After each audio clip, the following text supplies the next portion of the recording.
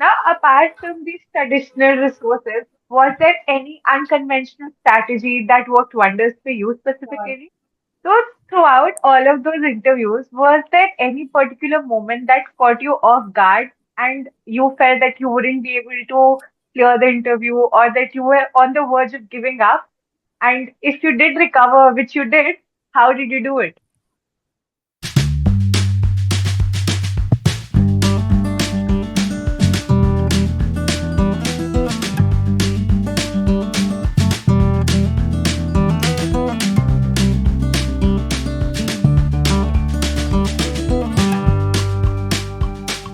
Hey everyone, and welcome back to another episode of Skill Sapiens podcast series, where we bring you the real, the raw, and inspiring journeys of MBA students who are changing the game one placement at a time.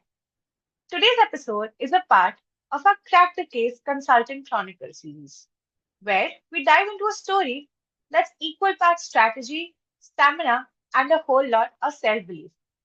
Joining us is Kritika Bijalwan, who has secured a consulting role at GEP, and her story is one every consulting aspirant needs to hear. From the chaos of CV crafting to the clarity of client readiness.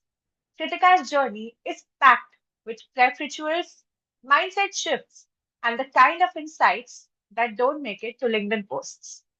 So let's rewind the hustle, decode the prep, and get inside the mind of someone who has truly cracked the code. Welcome, Kritika. Thank you so much for joining us today. Hi, Reet. I'm happy to be here. The feeling is very much mutual. So before we start the podcast, let us just take it to day one of your MBA journey at IMI New Delhi. Was consulting always on your radar, or did it sneak into your goals after a few coffee-fueled group studies and committee meetings? Very honestly, even before MBA, I had this vision in mind that I have to have a consulting career. I have to go into consulting. And one thing that I was very sure of is that I'm pursuing MBA to be in consulting. But also there is a catch in here that as soon as I entered MBA, I was very well, I saw the reality over there. So it was not at that point I started thinking that is my aim okay, that I was only aiming for consulting, very honestly. And when I think about my past career, I had like stints a few, I had done a few stints. So when I look back at them, so they're very marketing oriented. And when I started thinking that I want to pursue a career in consulting, so I was very skeptical about my aim goal. I was readjusting my goals and everything. But when I think about it, so consulting was always on my list. From the day I dreamt of MBA, I think I started dreaming of MBA because of consulting. So this was how it was before MBA. That's really a very honest answer, and I think it makes us all believe that it's fine to consider your goals. It's fine to, adjust yourself, but if you have a clear vision, always stick to it, no matter what. All right. Yes, yes. So moving forward, how did you zero in on GEP? What stood out to you about the company, and why did you decide to go all in for GEP in specific? Okay, so like just like I talked about that I wanted to go into consulting. I knew that I wanted to go into consulting before MBA. I also knew about GP before joining an MBA. So my cousin started his career with GP 10 years back, and I knew all the pros and cons about the company well before. So when I started thinking about joining a company, of course everyone targets Big Four, and also I also had that thing in mind. But GP was one amongst the company that when I entered in the college, I used to talk about it with my friends that what my plan is. I would get SIP in GEP and I would convert that into PPO. But unfortunately, I was not even shortlisted for the interview or shortlisted for the GEP when it came for the internship in our college. And that was a heartbreaking moment for me because I had literally planned this that I will go into GEP from internship, will convert PPO, will work hard, convert it into PPO, and would enjoy my second year. But I think it's all destiny, yet it was a full circle. So it's not like that when GP came in for the pre-placement pitch or anything, that was the time when I knew about it. No, I had it in my mind that it has to be GEP. And sometimes I also think that how can my fortune be so nice that I'm sitting like, and now I'm a GEP employee. Thinking about it makes like when I think about it the earlier time, so it just makes sense that it was a full circle around it. Even if I didn't get shortlist for the interview, I mean internship, I'm sorry, but I still made it through the final placements, and so that's how it was about GEP. So, I really feel after this that you are a real life Arjuna. You would never lost sight of what you needed in life, and you actually made it. So, the stronger your belief was, the stronger your will was to prepare for it. Now Yes. that you started talking about preparation, and it's like this big black box that all MBA aspirants are really worried about. Guesstimates, consulting questions, case studies. How did you break it down for yourself? What was your strategy while preparing for the interview of a consulting company? I mean, that's the toughest question I think that you would ask today. But I mean, you have mentioned it all, the case studies, mock drills, frameworks, guesstimates, everything. So, I would be very honest. I started my consulting preparation during internship. When we went for internship, so during the internship, I had work. I used to work and side by side prepare for my, consulting interviews and an interview in general, sitting in the office itself. So what I did was like, I had, because I was just starting, so of course I had downloaded all the consulting books of I am Ahmedabad, I am Bangalore, I am I our book, our case book was also very well defined. So I had downloaded all the books, I had drives saved with all the resources that I needed for the consulting preparation. But the main question was how to start, because I was, I was puzzled. I was overwhelmed with so many resources, so many YouTube videos that I was looking out for. But how I started was like, because I knew I'm not very good with numbers, so I didn't touch guesstimates in the starting. Where I started was with the cases, because I know that I'm good in that, because one year in the MBA has already passed and I knew where I stand. So, but I also didn't jump into the cases, unsolved cases directly. I started with the solved cases. So where I referred to was some YouTube videos, and also I used to follow Sarthak Verma and Career Edge on LinkedIn, and they used to post solved cases and guesstimates over there.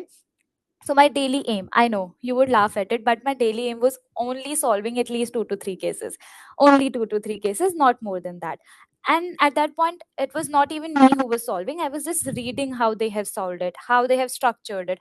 Because that was the first time I realized, oh, this is how the case need to be solved. We need to ask question to the interviewer back and forth to solve a case. Because when in the starting, when I saw that it's just a single statement, oh, this is the case. Because in my MBA, I have seen 5 to 6 pages case, and when I saw that only single statement, but then I realized how we need to approach it, how we need to structure it, and how we need to put out our views, and how are we, I mean, breaking it down to the slightest possible thing that we can do. So that's how I started my preparation. But soon I have to give all in, right? So I had a peer group of 3 to 4 people that I met during MBA preparation, not in MBA. So I contacted them, and actually we contacted each other. And earlier we used to sit for group discussions and interview for colleges, but now we started sitting on the G Meet for these mock drills. So because of the time schedules and all, it was not very often, but there were a few times that we sat together, we prepared a case, we talked about guesstimates. And guesstimates was a topic that I feared a lot. I think I would say that please don't do this mistake like me, because I kept on procrastinating it. I'll do it later, I'll do it later, till the time I had the short list of GEP, and I still haven't prepared for guesstimates. So I think, but and side by side I was also going through the frameworks, all the frameworks. One thing that I would I mean advise you guys is that there are lots and lots of frameworks. So what happens is that at the end of the time we get uh, you know what do we say, we get drawn in those frameworks. And when a case comes to us, sometimes because we have learned so many frameworks, we start thinking, oh, this. No. So sometimes the case can be solved without any framework, with just your strategical thinking. So you need not to apply the framework always, but always framework should be handy, because they are the thing which gives you the structure. They, they are the, actually the frameworks are the things that helps your mind to think in that particular way, to help break down a problem into structure, and just not breaking it anywhere or anything. So please don't get drowned yourself in the frameworks, and don't get overwhelmed that, oh my god, there are so many frameworks, I have to learn them all, I have to know. At least do four frameworks, though those who are very basic frameworks, and every YouTube video tells them. I need not to tell you guys, I know, but very four basic frameworks if you'll do, I think you'll ace the case interviews. And when I talk about guesstimates, if you are fairing it like me, if you're not very good with numbers, no, no, don't fear, don't be scared. Just start with it, start with the YouTube videos and solved guesstimates, then go to the unsolved guesstimates, and you'll see the progress, and you'll be so happy about it, because it's so interesting when you start knowing it, how you have to break the problem. And I would say you won't be accurate till the very end. It's okay, you need not to be accurate, but you'll start, you know uh, gauging the problem, how you need to start, because the starting is very difficult, how you need to start with the guesstimate or the case. So this was all about my preparation, and at the end I would just say that don't procrastinate your preparation, because the toughest part is the starting. If you start, don't get overwhelmed about the things that it has, you have to solve a case, you have to solve a guesstimate or any puzzle. No, you just need to start. And I assure you that you'll start enjoying the process of the preparation, because when you solve a case, that satisfaction that dives in is extremely, you feel very happy about it. Oh, okay, that you're doing MBA in a good direction, you're thinking in the right direction. So start the preparation. Don't be scared with that. Yes. That was a very detailed and proper answer that I think every consultant aspirant needs to know. You have definitely leveraged all of the possible resources, be it your peer group, be it your frameworks, be it resources, libraries from other colleges, and I think you perfectly nailed it. Now, apart from these traditional resources, was there any unconventional strategy that worked wonders for you specifically? I think, just like I mentioned, that I was not very focused on the frameworks from the day one, and I'm not saying that you should not, you should not either. But because for personally for me, whenever I used to, you know, solve a case just with the framework, it becomes very difficult for me. Started becoming very difficult. I was not able to, break it down to the pieces. So I always kept frameworks aside. It's not like that I left them all over. No, I kept them aside, but I always approach the case as if, yes, this is my business, and I'm actually working for that. This was one unconventional way. And one thing that I was like that, I don't know that people prepare from LinkedIn, but I literally prepared from LinkedIn, from the few of the websites in the LinkedIn. I mean, the pages in the LinkedIn. I started preparing with that. So I think that's just a little bit unconventional. Even I suggested those pages to the people, those who asked me, and I think that's a very good start, because it was very brief and very apt for the person who was just starting with consulting preparation. So yeah. Very aptly narrowed it down to two very unconventional methods that you used. And I think best was for me putting yourself in the shoes of the protagonist of every case. I really do Yes. believe that definitely makes it a hell lot easier for everybody. All right, thank you so much for that. And moving forward, what about the interview rounds that you had at GP? How many rounds were there? What kind of questions or themes were there to each of the interview rounds? Were they different? Were they same? Okay, so we basically had four round of interviews at GP, and the fourth round was basically the HR questions and the HR round, and that round was just to see if you're actually a good fit, because I think they have already selected you prior to that. So, but the three rounds were very intense, very pressurizing, and it could it has to demand all of your energy, all of your mind, all of your structure, and all of your calmness. Because I know when I was sitting for the interview, and you know what happened, I had all the three rounds in a single day. My When I had given all those three rounds, at the end of the day, I it was just like that I have done gymming for at least 6 hours regular, continuous. It was that demanding. So that was that was for me. So you know what happens now when we talk about the theme of the all the three interviews. So it was bit different for me. Mostly what happens is like, in all the three interviews they ask you cases, guesstimates, more technical. I mean, they're more focused on the technical knowledge. But for me, they started with the CV. My first round was CV based. So they started with the CV. They asked me about my internships and the work experience that I had, and then they followed it with the puzzle. Now when I got to the second round was a case and a guesstimate round. The third round was also a case and a guesstimate round, and of also the few other questions related to the company, related to myself. Because when I say that they had already selected you post third round, this is why I say, because in the process of checking your technical knowledge, your structuring ability, they also, gauge your personality and how good fit of a person you are. All those things are gauged in all these three interviews, so you have to maintain the best possible version of yourself in all the three interviews. And the cases that they ask, I would say, those are very intense. I'm not saying they're very tough. They're intense in the sense that, because they they would make you feel that they are not satisfied with your answers. They would keep on asking you. They'll be like, and and so in one of the round, I think that was my second round, i was I was so, at the end of the day, like at the end of the interview, I was like, I'm sorry sir, this is the only thing that I could break it off. I cannot break it more than this. This is literally what I said. I said that, I'm sorry sir, I may be missing a few points, but this is I cannot go beyond that. And he started laughing and he said, no, you did very good. And then he asked me the guesstimates and everything. But don't lose your calm. Don't let your morale down all throughout the interview. And the theme would most probably be toggling around this only. They would definitely check your technical knowledge, but would pinch in the, that HR questions in between and behavioral questions in between. So be prepared. Don't have that mindset, okay, abhi to technical round hai, so we'll see about the HR question at the later stage of the interviews. So you have to be prepared well all in advance. I really felt like I was living through one of those interviews when you briefly described about them.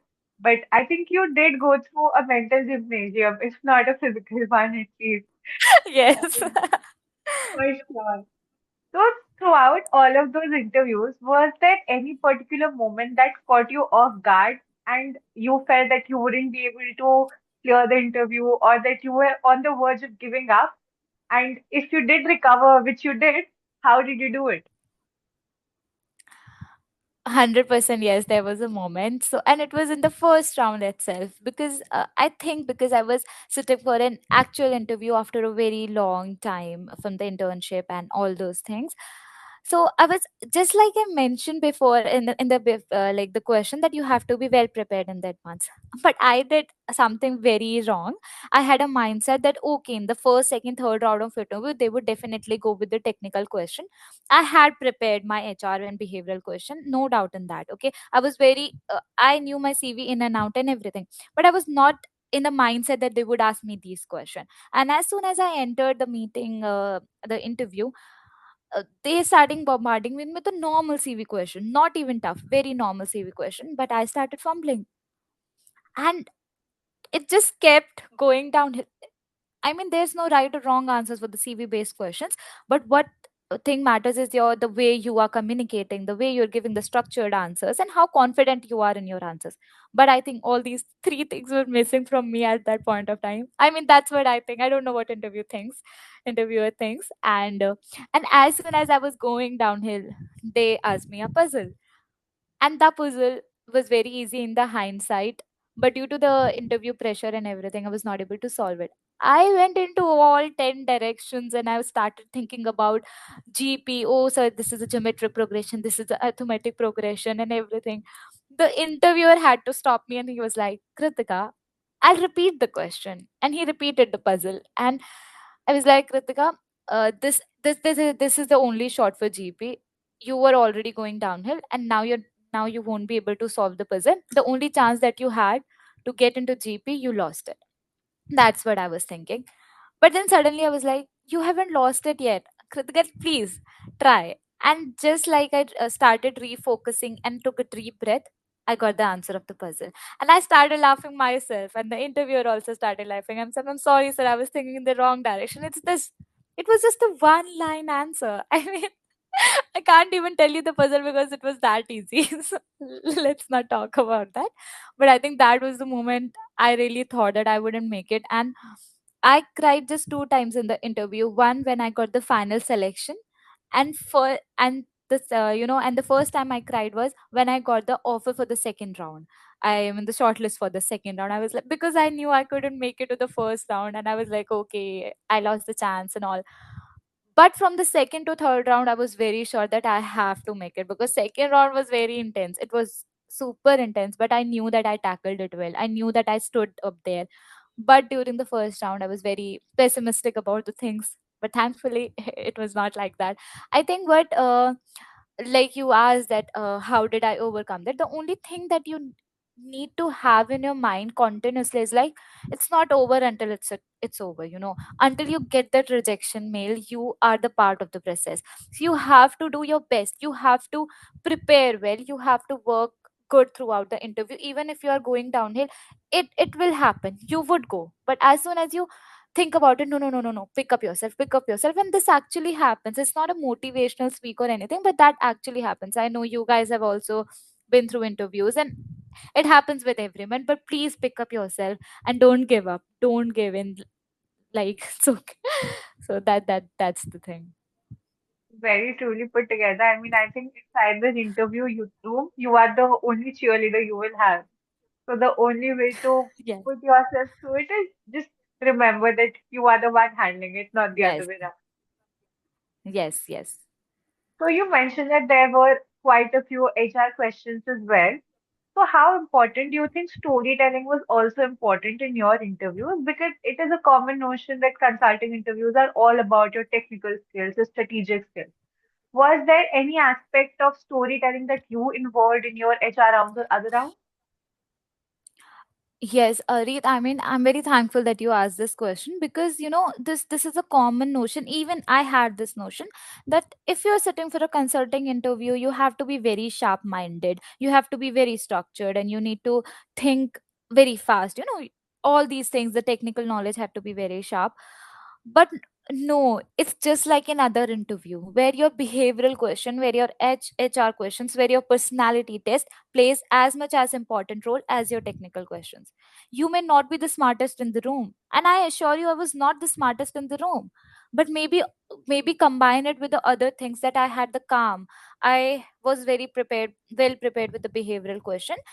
And the one advantage that I had was, like, I think I had that clarity that I have to get it into GP. This is the company. Simple. So, that clarity always gave me the push to, even during the preparation, it gave me the push to work all hard, and even during interviews. So, they would ask you the behavioral and HR question. They would not ask you directly what is your strength and what is your weaknesses. But when you think about whatever question they put you in, right? The storytelling plays a very vital role, because that is the point where you need to tell your strength without them asking you. You need to tell them why you are a good fit for a company without them asking you, right? Like they asked me a question. I don't remember the exact question, but I knew I answered the question, but I combined all my knowledge. Like, yes, sir, I have experience in the customer relationship, so I would handle clients well. I had experience. I have handled foreign clients as well. So I there was no need to put, right, because it's all in my CV. But that's the time where storytelling plays a role, where you need to answer their question. You need not to, go in all direction and answer just like, अब मुझे अपनी सिर्फ strength बतानी है and that's all. No, it not has to be like that. You need to directly attack the question, but at the same time you need to mention your strength, weakness, or I mean what is appropriate for that question. So the storytelling plays a very, very vital role. Please come out of that notion that it tech consulting interviews just about technical. It is as much technical as behavioral and your personality aspects and your other knowledge as well. So you need to be very well prepared in all directions. Very fair point. I think that, storytelling really helps an interview get to know you more as a person. And as we know that cultural fit is something that every company is really looking for nowadays. So thank you again for that, Siddhika. Now, with all of this preparation about consulting and GEP and case comms, how did you balance academics, committees, and your mental well-being as well during the peak placement chaos? Ah, it was very tough.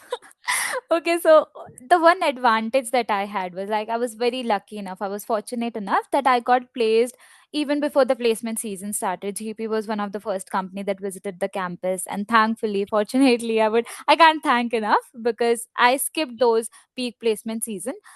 But but the semester, as soon as we came back into the college as a second year students, that was very tough on me because, as I told you, I started with my preparation during internship period and I had to keep that going.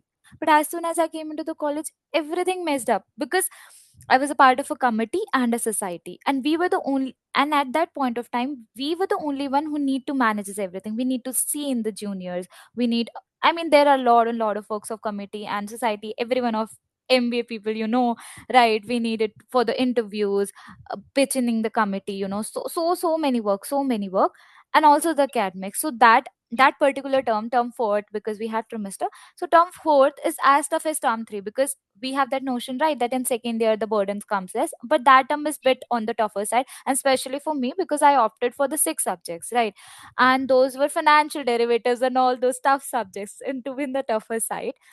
And because I was very keen to have a good placement, because I didn't to perform very well in the internship, I didn't get chance to perform well. So I also, as soon as I entered the college, I signed up for a live project. I searched into the LinkedIn and I signed up for the live project. Now in my hand I had a live project, my academics, a committee, and a society, and my preparation. And my preparation was nowhere to be seen because I was all occupied in all of these things. Even the 15-minute breaks during our class, I was on a call with my client about the life project, and we used to work on that because I needed to enhance my CV, and I needed experience and all those things. So I think, I mean, it was very tough balancing all of these things. But the one thing that like a bit late but I started was like, even when I used to go for committee work or my society work, I used to carry my laptop with me, and I used to work for my life project at that point of time. So at least that work is completed. So when I come back in my room, I was very exhausted, and I'm not a very, you know very enthusiastic person that I would, after a very exhausted day, I would sit and then study. No, I could do that only for dance, but nothing else. So, and when but I had to, I my I mean, I have a very good friend circle in the college, but at that point of time, I literally cut off from them. It was not deliberately, but due to the, but because I needed to balance my preparation and everything, it came up automatically. The only time we used to meet were during classes, and that's a very big thing for us because we sit in the break, we sit in the recess time, post our sessions are over, and so many, like, we share so many of good time, but I had to cut off that time. So, and to focus on my preparation. So, that once I told you that my aim was 2 to 3 consulting cases a daily, I was not even able to solve 1 to 2 cases, but at least I would make sure that at least I have a look on 1 to 2 solved cases at least. So even on my phone, because LinkedIn is available on my phone, YouTube is available on our phone, so I don't need a laptop for that. So I made sure that at least I do this. And as I told you, I was not very good with numbers, so I used to learn tables as well to be very good with the calculation. So that's how I used to do, but it became a bit easy when I reached the next semester. So thankfully I missed that peak placement season, but I would still say the pressure, the anxiety were the same that I felt. And it may become very overwhelming, and you may become very anxious about the preparation and managing all the academics and everything. But I think the only way throughout is that you need to do at least very very very little, but you need to you cannot break your habit. You have to have that habit that आपको आज अगर एक case करना है तो करना है. Do only one case, it's okay, because your mind start thinking in that direction. But at least do it. Don't miss out on your preparation, because you know even if you don't look at the current scenarios, but the competition, everything, it's so high that only your continuous preparation can lead you to the success, nothing else. So that's the thing that I would like to say. I really believe that, as rightly said, MBA journey is full of tough decisions, many tough decisions, and I strongly believe you made all those right decisions at the right time whenever needed. So, just one last question. What is one advice that you would like to give to every consulting aspirant right now? One sentence advice that you think would work wonders for everybody. I think I have spoken a lot about it, and I've given a lot of advice in all the previous questions. One advice that I would like to give. I would only say be consistent with your preparation and don't be scared. Just begin. Because I know consulting as a word is very fancy and it is often perceived that it's only very intelligent people and a great IMs and IIT tags resumes would go there. No, you are equally, I mean, you have the equal opportunity to be in those companies like those people, but you have to be very consistent with your preparation and in the right direction. You just need not to do anything or everything. You need to be very particular. And in the starting, you may be very, you know, uh, I mean, you don't know what to prepare, or you can prepare anything that's not useful, but that's okay. That's the start. That's how you start. But soon you'll realize that this is not the thing that's useful for me, and this is the thing that's working for me and is useful for me. And soon you'll realize, and for this realization, you need to be consistent. You need to work hard. There's no skipping. You cannot just like you cannot be lucky enough to be in a company without working hard. At least थोड़ा बहुत तो करना ही पड़ता है. So that's Very truly put together, and I think it's really relatable and relevant for everyone right now. That unfortunately brings us to the end of this super insightful episode with Kritika. And if there's one thing that we're taking away, it's that it does not end till it does. So thank you so yes. much, Kritika, for peeling the layers and sharing what really goes behind the journey to GEP. Thank you so much, Reid. It was wonderful sharing my experience because I think GEP was the company that I was aspiring. And finally, when I am there in the company, I think there would be so many people like me who would think, because the internship period was very tough for me, right? So there would be so many people who would be in the same condition right now or may have faced the same condition. So I would just like to say that please don't give up. Don't be like me, because I literally gave up at the end of the first year. I was like, because of the competition or because there are so many good people in around here, I was thinking I'm not made for all of these. Maybe I'm not made for all of this. I'm not good enough, and so many demotivational thoughts coming up in my mind. But please, no internship will decide where you place and where you get placed, and even no placement decides your caliber. But the only thing that I would say is that work hard in the right direction. Have a aim. Have 2 3 aims. Don't be like me. I didn't have plan B. It was GP or nothing. but but I mean, have a plan B. Have but prepare in good direction. Prepare strategically, and don't be demotivated. So thank you, Reed, for giving me this platform, because I know there would be thousands of people like me who had not done well in internship, but still your path is open. You have to work hard, and be in the right direction. That's it. Thank you once again, Kritika. Thank you so much. And to all our listeners, whether you're preparing for interviews or still discovering your path, remember every case you solve is also a case you're building for yourself. Stay curious, stay strategic. Until next time, this is your host, Sri Tarura, signing off. See you next time.